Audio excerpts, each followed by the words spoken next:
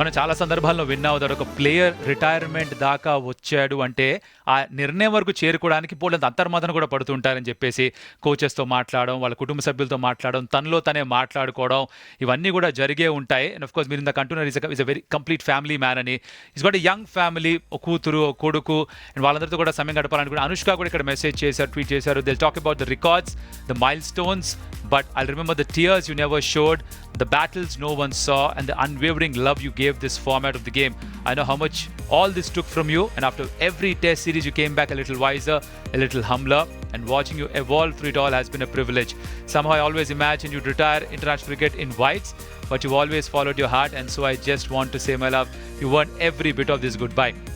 తను కూడా అదే అనుకున్నారు దట్ ఆఖరిలో బహుశా వదిలేసే ఫార్మాట్ టెస్ట్ క్రికెట్ ఏమో అని.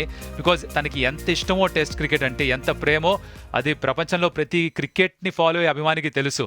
అలాంటిది తనకే సర్ప్రైజింగ్గా ఉంది అనేది మీరు మనం అయితే సర్ప్రైజ్ అవడం పెద్ద ఆశ్చర్యం కాదేమో MSK.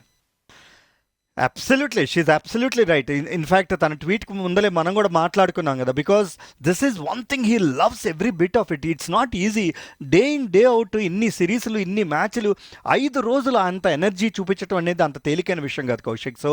So that's why we all feel that test format మాత్రం డెఫినెట్గా నేను అనుకున్నది ఏంటంటే కనుక, టెస్ట్ క్రికెట్లో ఆ చివరి దాకా ఆడి 100 కంప్లీట్ చేసి మేబీ బహుశా నిష్క్రమిస్తాడేమో టెస్ట్ ఓవరాల్గా ఇంటర్నేషనల్ క్రికెట్లోంచి అని అనిపించింది. But very very surprising to all of us. Stats are staggering stats ఇవి కనుక చూస్తే 30 సెంచరీలు, 31 అర్ధ సెంచరీలు, 7 డబుల్ సెంచరీలు, అండ్ ఒకే డెకేడ్లో ఆ 7 డబుల్ సెంచరీస్ కూడా రావటం.